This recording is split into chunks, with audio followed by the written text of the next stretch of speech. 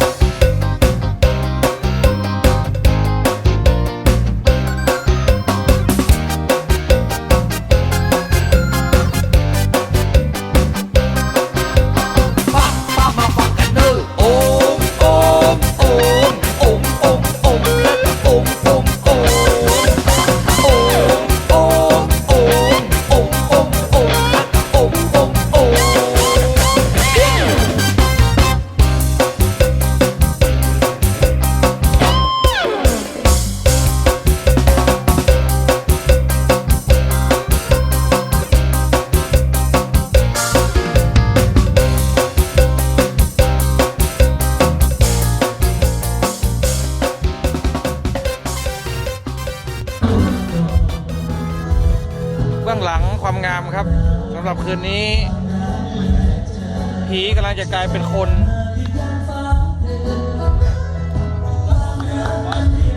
นี่ผีโพงตัวที่2ครับ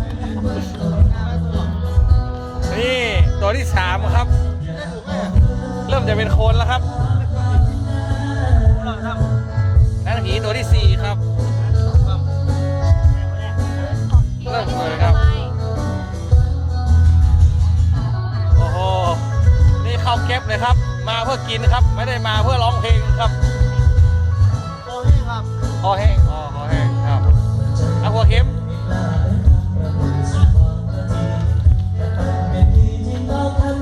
นี่หัวอุปปอครับ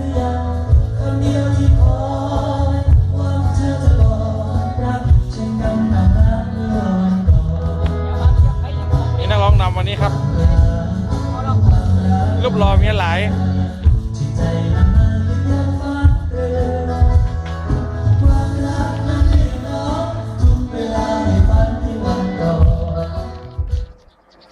มีมือกีตาร์สั่งตรงมาจากตำนานโฟกนะฮะ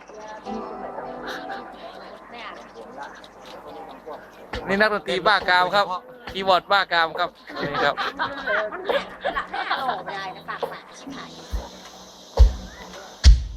นักดนตรีบ้ากามครับโอ้ใช่ละ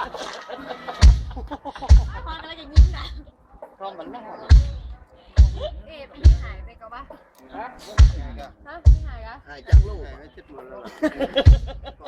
หายไปจากโลกอ่ะวางก่อนเป็นนักขนาดสุดเลยอ่ะสุดเดี๋ยวนี้ตรงตัว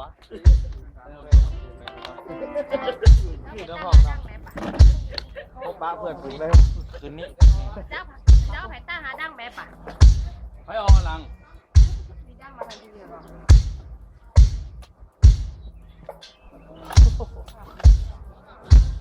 อารมณ์มา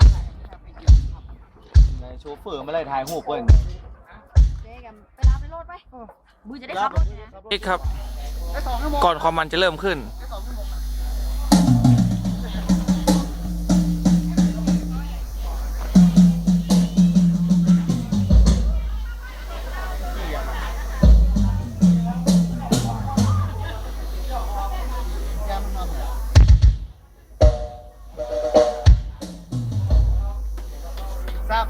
3-4ไปเหรอ4-5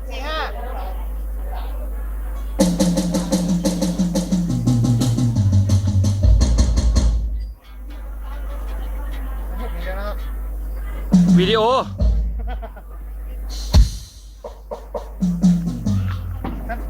4-5เบา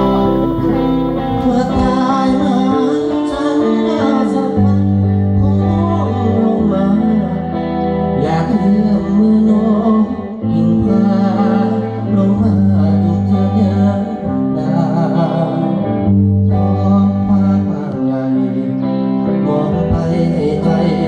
เดียวเราพาของเรารวมทวงแค่เราชาฟ้ารักคนมีคู่ถึงรู้ว่าเป็นสิ้นหวังเพราะแม้หัวใจจะช้ำให้รักบาดนานรักของคนอื่นคงเพียงจะทรมาน